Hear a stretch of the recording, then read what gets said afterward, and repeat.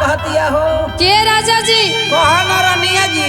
अरे हम समझता नहीं कि चैत के महीना चढ़ल बा। हाँ हाँ कटिया कइला बिना अनाज कुल खेते में छितराता। अरे झोरता हो लेकिन रउआ हमरा से ई कटिया करे के कहतनी हमरा बस के बात बा ना। अरे ना ऐसा करे के पड़ी।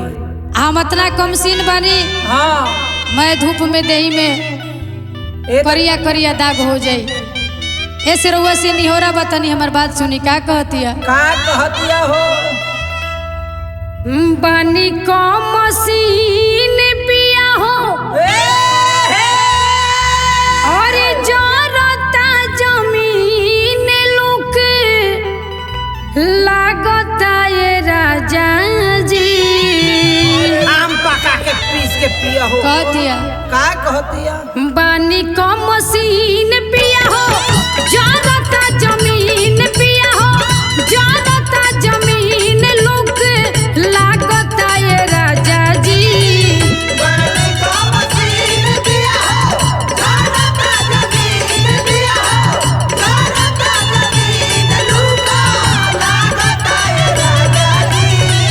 बानी कमसीन पिया हो जरता जमीन पिया हो जरता जमीन लुक लागता ये राजा जी। काटब न गेहूं हथवा काटब न गेहूं हथवा फाटता ये राजा जी।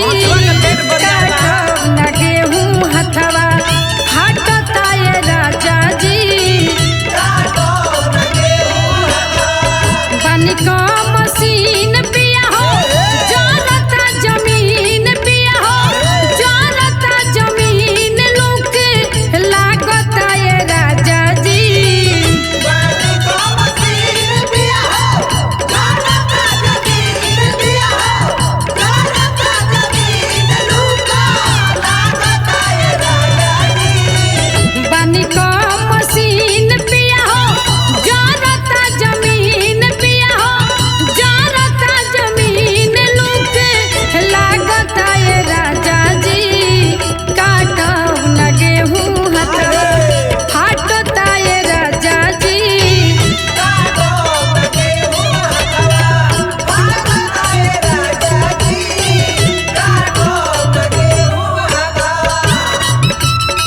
अरे लूट ला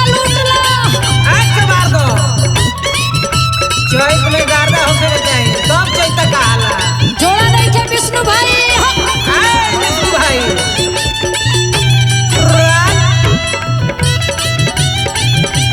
क्या मिजाज है।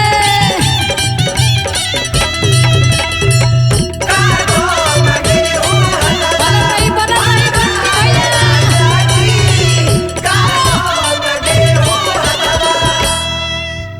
कहते ये राजा जी। अरे ई चैत के महीना बा एकर घाम इतना कड़वा लागता हमरा किसौले से हाथ नहीं खे देही तो देही मैं कपड़ों लहक जाता। कौना भाव से कहती है देखो ना लहक जाता लुगावा ये राजा जी।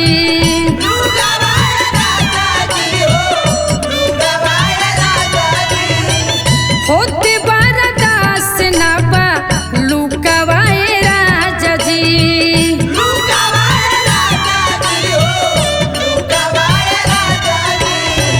देखो ना लहक जाता लुगावा ये राजा जी। होते बरदास ना बा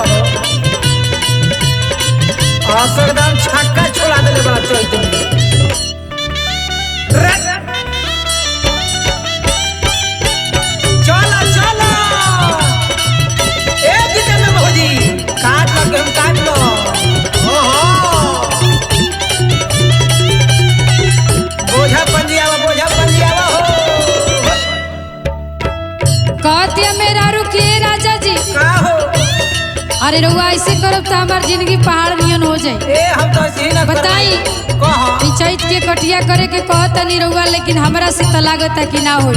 अरे करे बार बार ये बात कहतिया का कहतिया कि बड़ा हम नैहर के सुकवार बानी। अच्छा रउआ से निहोरा बाकी रउआ बनिहार लगा के कटवा ली। कौना भाव से कहतिया एक रसनी के हम रही नहीं हारे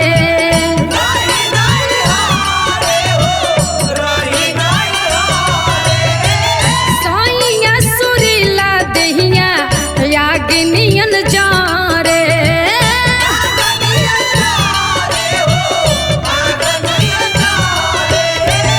एक रसनी के हम रही नहीं हारे साइया सुरीला दहिया यागनियन जा रे सोची सोची बात रजऊ काटे नहीं रात अखिया जागता ये राजा जी सोची सोची बात रजऊ काटे नहीं रात अखिया जागता ये राजा जी सोची सोची बात रजऊ काटे नहीं रात अखिया जागता ये राजा जी काटब न गेहूं हथवा काटब न गेहूं हथवा फाटता ये राजा जी काटब न गेहूं हथवा फाटता ये राजा जी काटब न गेहूं हथवा बनी का मशीन पिया हो जानता जमीन पिया हो जानता जमीन लूके लागता ये राजा जी काटब न गेहूं हथवा काटब न गेहूं हथवा फाटता ये राजा जी काटब न गेहूं हथवा फाटता ये राजा जी काटब न गेहूं हथवा फाटता ये राजा जी काटब न गेहूं हथवा फाटता ये राजा जी काटब न गेहूं हथवा। हम पुष्पा राणा आप सब भोजपुरी श्रोतागण के प्रणाम करत हनी। हमार नया चैता के प्रस्तुति सुपर गोल्डन म्यूजिक से आवता जीवना कंपनी के मालिक बानी विनोद रतन जी। ते आई आपन आशीर्वाद प्यार सभी बनौले रहो। देखिए एक जानी नया नया गौना करा के आई बड़ी उनकर संज्ञा किसानी बड़े खेती गृहस्थी देखे से फुर्सते नहीं खे। आ चैत के समय में अनाज झरे के डर बा। आ जौन बाकी भोरे भोरे खेत खरिहाने जाए खातिर परेशान बड़े। मेहरारू बड़ा विनती करतिया कि राजा जी अरे की जाई जन बधारे राजाऊ काहे काहे का हो गता हरा बोलो अरे धाके सुतिया कंवरिया में बाप छोटका बबुआ जागल बा। चैत के दुलरुआ जाड़ कहतिए राजा जी कह न धनिया ई बर्दाश्त ले बाहर बा। ऐसे रहुआ हमार बात समझी एकदम समझता बोलो अरे की चैत के दुलरुआ जाड़ आ लागेला भोरा हरिया में चैत के दुलरुआ जाड़ लागेला भोरा हरिया में चैत के दुलरुआ जाड़ जाई जन बाधारी रजऊ धके सुतिया कंवरिया में जाई जन बाधारी रजऊ धके सुतिया कंवरिया में चैत के दुलरुआ जाड़ चैत के दुलरुआ जाड़ लागेला भोरा हरिया में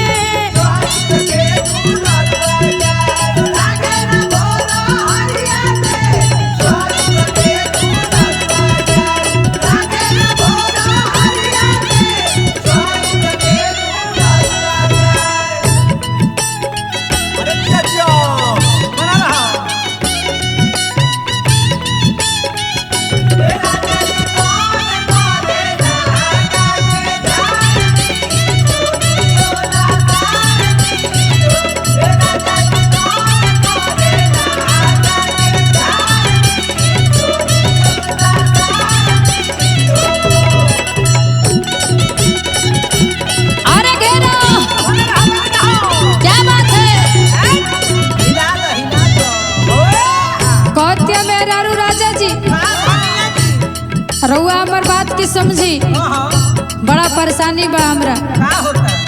ऐसे करब तो आखिर कैसे काम चली, कौना भाव से कहती है। देखी हमर थोड़ा थोड़ा का पता बदन जी,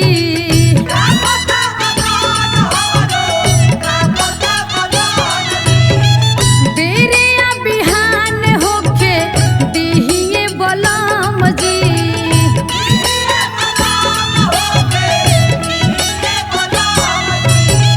देखी हमर थोड़ा थोड़ा का पता बदन जी, बेरिया बिहान होके दिहिए बलम जी, धइले कप कॉपी बाटे गतरे गतरिया में, धइले कप कॉपी बाटे गतरे गतरिया में, चैत के दुलरुआ जाड़, चैत के दुलरुआ जाड़ लागेला भोर हरिया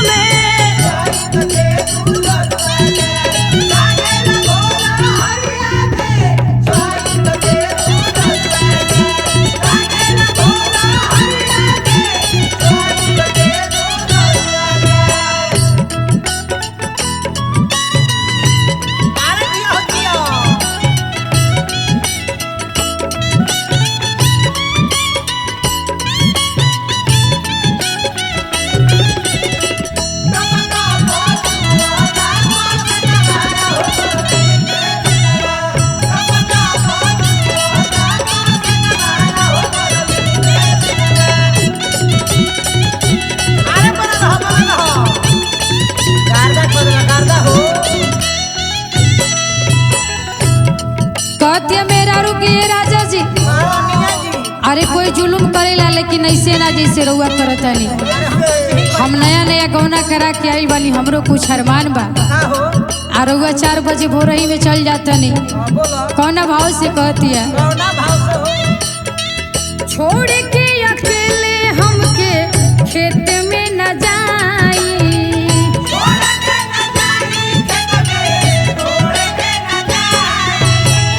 चढ़ली जवानी बाटे रतिया बिताई,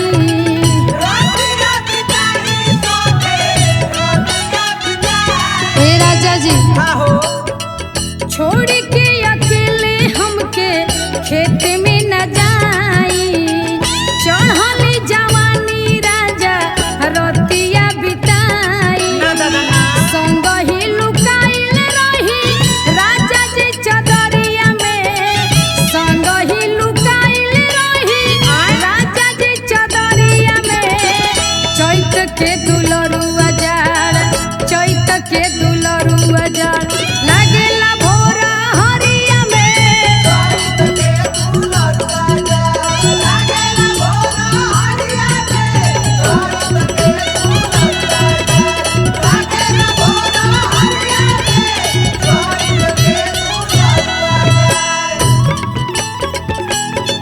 वो बोले के सुता पर तू संगे हो, छोड़ा छोड़ा रजाई छोड़ा चला खेते। अच्छा सरिया लो सरिया लो।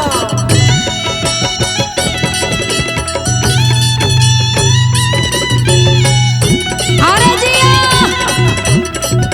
क्या बात है, बहुत बढ़िया मिजाज का भैया। कहती है मेरा रुकी राजा जी, समय से सब निक लागेला, लगबे करेला। आ जौन समय बा हम गौना करा के आई बनी, और और मैं समय जौन बाकी खेते में बीत जाई तो फिर मर्द मेहरारू के कोनो मतलबे नहीं। कौना भाव से कहती है, ओने तीसियो झड़ जाई। अभी नहीं जाए देबो पूछो रउआ कही,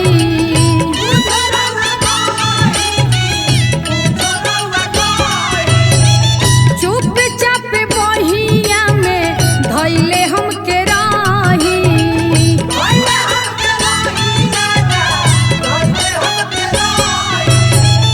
अभी नहीं जाए देबो पूछो रउआ कही, चुपचाप बहिया में धइले हमके राही,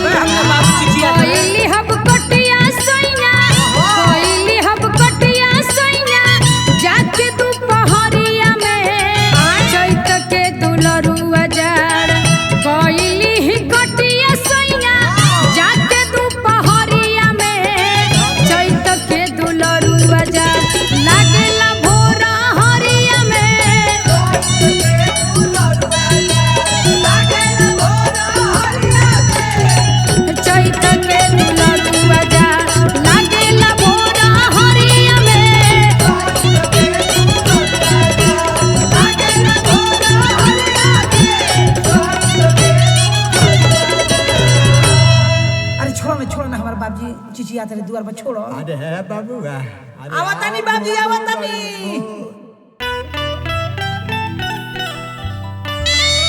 देखिए एक जनी हाँ के पति देव प्रदेश में नौकरी करत रहे। का करत रहे हो? आ वो जगह ड्यूटी करत रहे कौन जगह? जहाँ ठंडे ठंडे कुल एसी बा। अरे बाप हो बाप, तो मजा में होई है। आराम से खात ना हाथ बड़े कमात बड़े। हाँ हाँ लेकिन घरे में एरारू हाँ लुक लुक हरिया के दिन बा ए चैत में परेशान बिया। का है? कहती है राजा जी का कहतिया हो? हम अकेले परेशान बनी हाँ रौरा आराम करतनी। कौना भाव से कहती है? कैसे कहतिया? के तरह कहतिया हो? चरता जमीन लागे हाय हाय हाय हे ऊपर से घाम कटनी करतनी।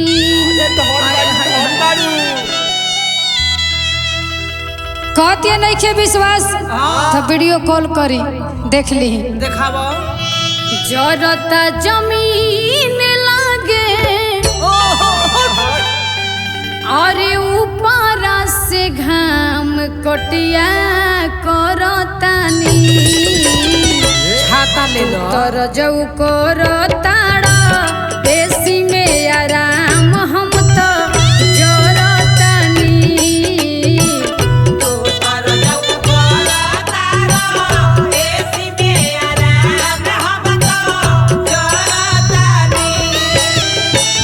जरता जमीन लागे ऊपर से घाम कटनी करतानी।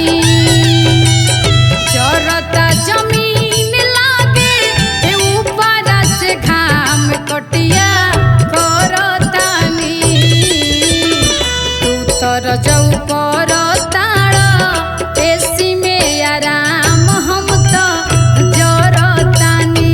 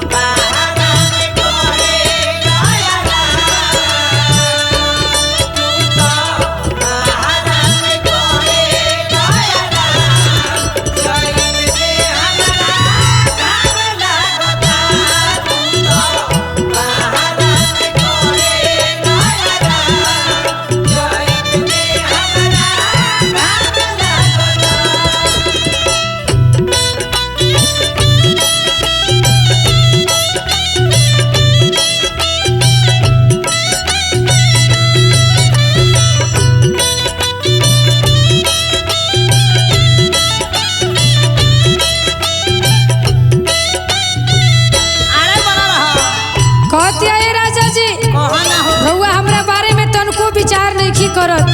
प्रदेश में नौकरी रउआ करतनी हम हेने घर में जरतनी चिंता करी। कहती है कि बताई ऐसा कबो नहीं कैले हम जवन रउआ अभी करे के कहतनी। कैसे कहती है?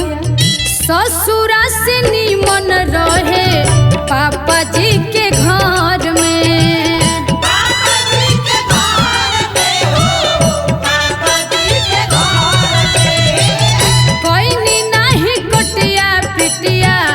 राजा नई हार में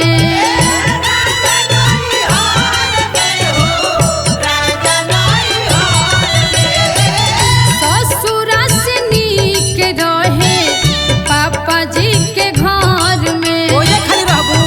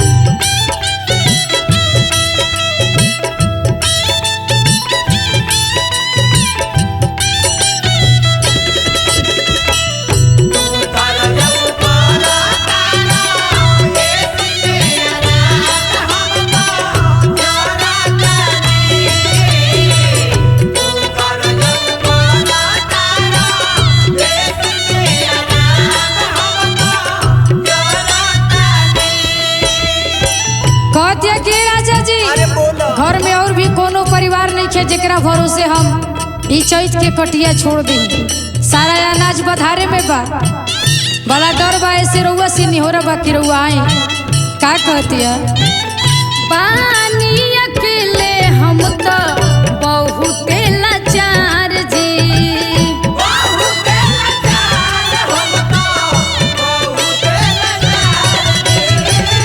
के करा भरोसे छोड़ी खेतवा बधार जी।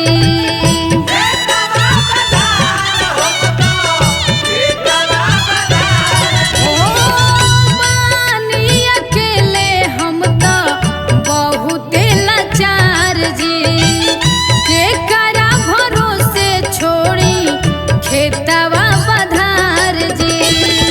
कैसे बताई पिया दुख बर्दाश्त कतना करतानी, कैसे बताई रजऊ दुख बर्दाश्त कतना करतानी। तू तो रजऊ करताड़ा एसी में आराम, हम तो जरतानी।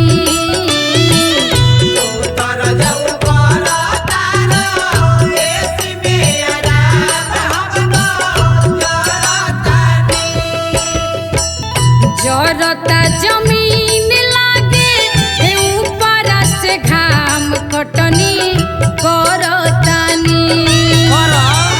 जरता जमीन लागे ऊपर से घाम कटनी करतानी। तू तो रजऊ करताड़ा हयसी में आराम, हम तो जरतानी।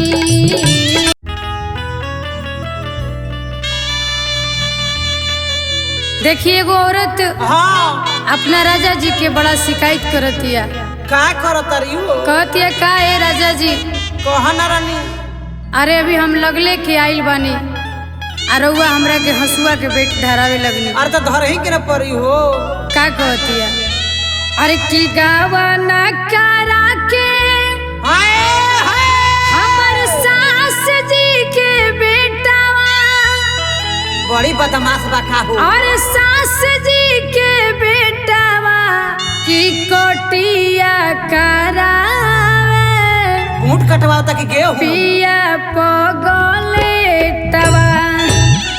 ए ए गावा ना करा के हमर सास जी के बेटावा, और सास जी के बेटावा की कोटिया हाय हो। की कोटिया करावे, सैया पगलेटवा की लगले धरावे हंसुआ के बेटवा। गावा ना करा के हमर सास जी के बेटावा, और सास जी के बेटावा की कोटिया हाय हो। की कोटिया करावे, सैया पगलेटवा।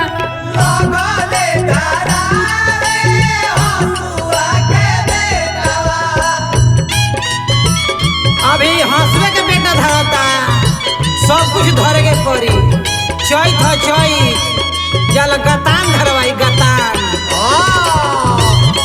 बोझा बनवाई ताले बोझा। बुझो बुझो दमरी करे के पड़ी दमरी हो। अरे बड़ी फेरा में पड़ल भी आई।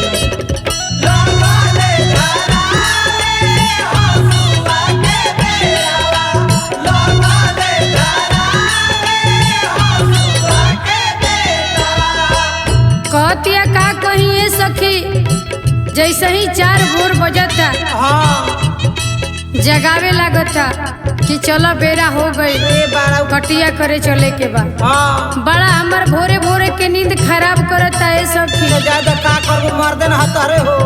भोर ही जगावे कह के उठ हमर प्यारी,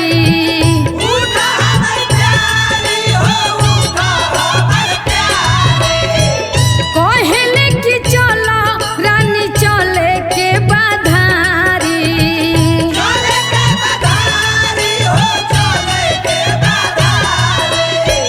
भोर ही जगावे